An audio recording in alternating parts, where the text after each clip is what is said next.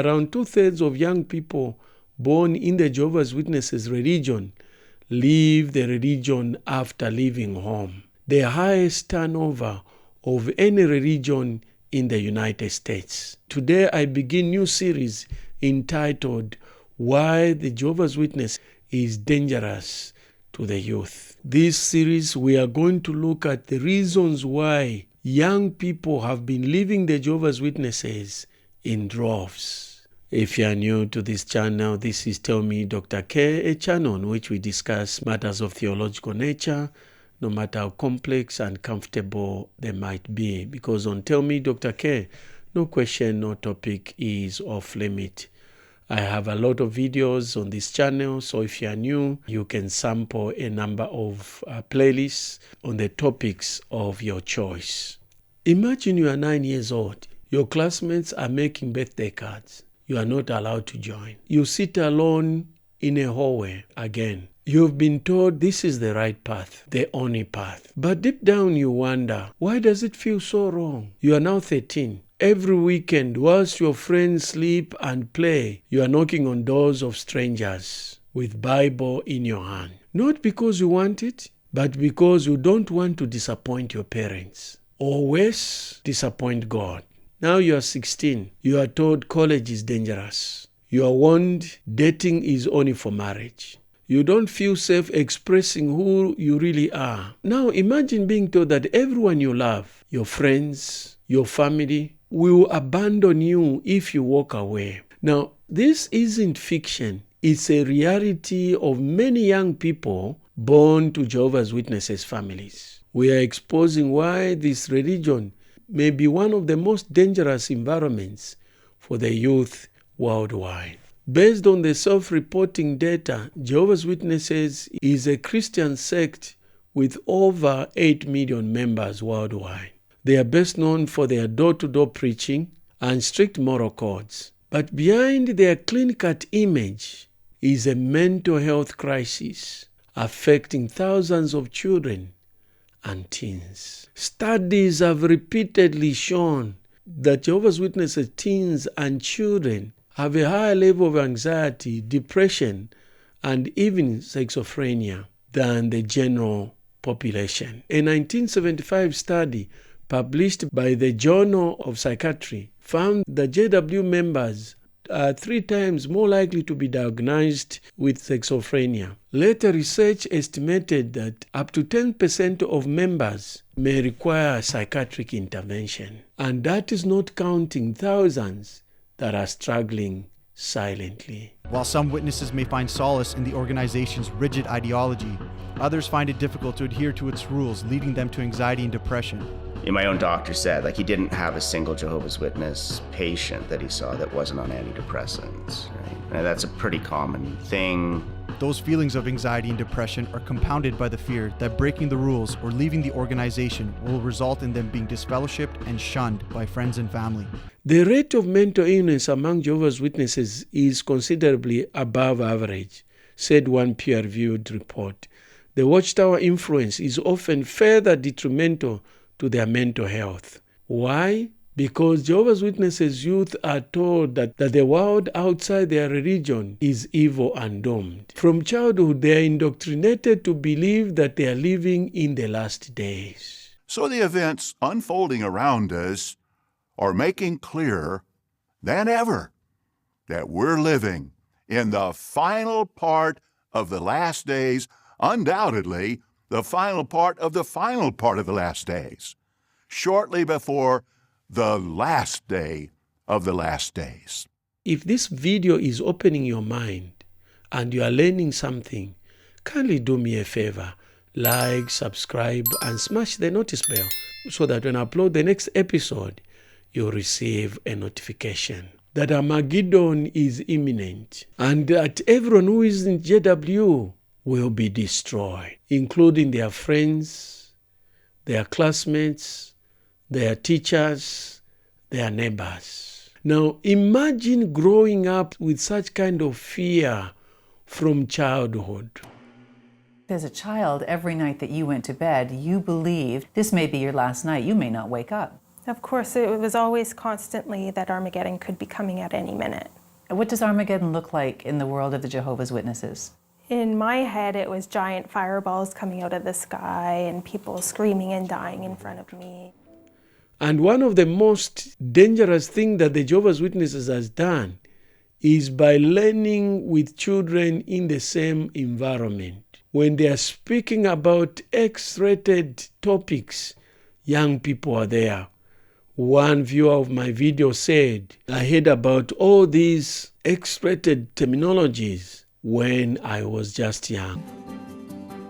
Families are invited to attend and learn together.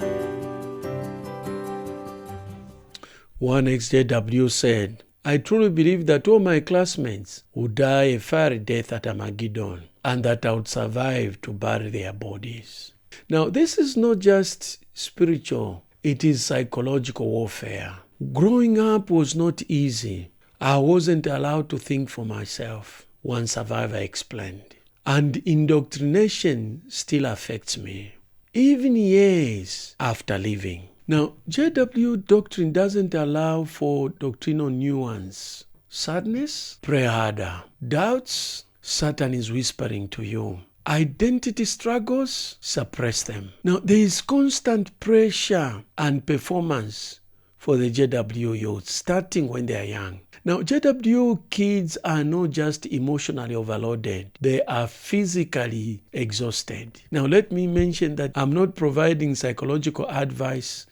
I'm just discussing what data and scholarly sources say about Jehovah's Witnesses children. They are required to attend multiple meetings each week, prepare for religious talks, and dedicate weekends to door-to-door preaching. And in the recent past, since COVID, to stand at a literature card. They keep logs of their field service. Hours are often judged by how much they do for the religion. I barely got any sleep, one former teen witness shared. My weekends weren't mine, they were God's. It's not just about belief, it's about being seen believing or else. This creates what the psychologists call performance-based identity. Your worth is tied to your religious output. The more you do, the more approved you are. The less you do, the more you are watched. And that's not just paranoia. My spiritual life just didn't feel right anymore. Things just didn't feel good. And the meetings were very basic and boring. And going out in the ministry with a baby, it's just weird and didn't feel right.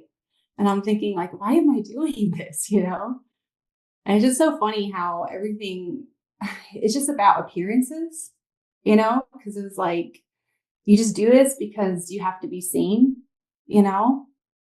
And yeah, my spiritual life just I wasn't happy in that part of my life. Then comes surveillance and fear. In the JW culture and world, children are taught to police each other. They are told to report on bad association. If a peer watches a movie with magic, listens to secular music, expresses doubt, they are expected to tell on them. We are told to report wrongdoing, one ex-JW explained. That meant that I could not fully trust my friends. They were always watching. So was God. Here's a clip from Nathan Sanger documentary about disfellowshipping. If a teenager or minor is disfellowshipped, life at home can become difficult as the relationship between parent and child becomes strained. In many cases, the organization encourages parents to kick out their disfellowshipped children once they are 18 years old. I came to talk to Jody, who has a similar story. He was disfellowshipped the day he finished high school after the organization discovered he had got a young woman pregnant. Being in a small town, it doesn't take long for that to get around. And, I didn't tell my parents, we'll put it that way. Somebody else did. And that's because Jehovah's Witnesses, they're almost encouraged to rat on each other, Absolutely, right? Yeah, they are. Police, to police them. Yeah. If you... Basically, what they tell you is if you've seen somebody do something and you didn't do anything about it, you are just as guilty in Jehovah's eyes by not doing the right thing. Now, this surveillance culture breaks trust and destroys authentic relationships. Everything becomes filtered. Every conversation feels like a trap. While children are being overworked, emotionally overwhelmed, and socially isolated, they are told that everything outside their religion is worldly, dangerous, and satanic. We must know Jehovah well. That means knowing his thinking on matters. We should welcome such an examination and make any necessary changes. For example, let's read 1 Corinthians chapter 15 and verse 33 together. Here we read, "Do not be misled. Bad associations spoil useful habits." As familiar as that principle is, can you think of an area in your life where it's difficult to apply? This may require us to ask additional questions of ourselves. Are we letting in bad association through social media? Perhaps we can think of another way bad association. I don't think so. Except for some friends from my old congregation. Wow, they're not doing so well spiritually.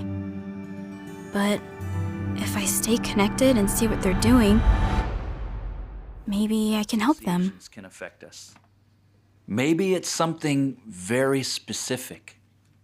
Or maybe bad association is coming from a place we never expected.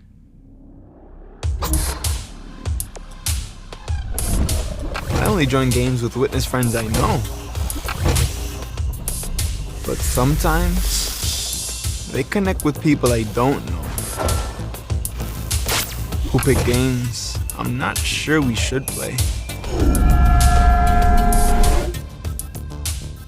But maybe my friends know them. So they're probably okay. It's vital that we avoid bad associations. Imagine growing up without birthday parties, without holidays, without school dances, without national anthems, clubs, or even sleepovers. That is the life of a JW kid. The thing is, I did want to sign the card. Lucas was one of the nicest people in my class. Maybe I can just sign it. I mean, it's not like I'm going to a birthday party.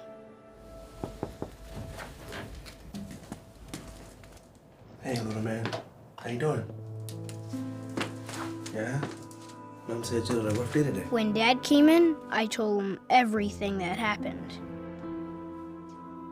I know from the Bible that it's wrong to celebrate birthdays, but is signing the card really a big deal? Dad said my question was a good one. Then he showed me a scripture. Get your Bible for me? Let's look at Ephesians 5. Ephesians 5:10. Keep on making sure of what is acceptable to the Lord. He said we all have to keep making sure of what's acceptable to Jehovah, because Satan is a master at tricking us. Jehovah's Witnesses are instructed to avoid all close associations with the worldly people, even friendly classmates. The result, many JW youth are cut off completely from everyone outside the religion.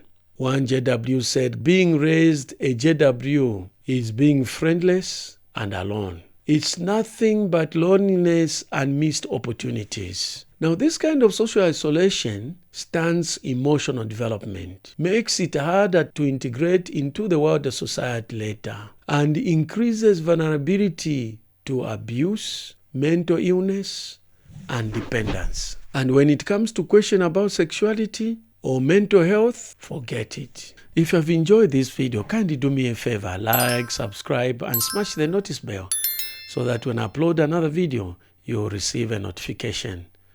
If you have any question, you are seeking clarifications, kindly do that in the comments below. If you don't like what I've said in this video, also put the comments below. Kindly also consider sharing with others so that this message can be spread to more people who are suffering in silence. To watch other videos that I've done on the negative impact of Jehovah's Witnesses on the young people, click on this link.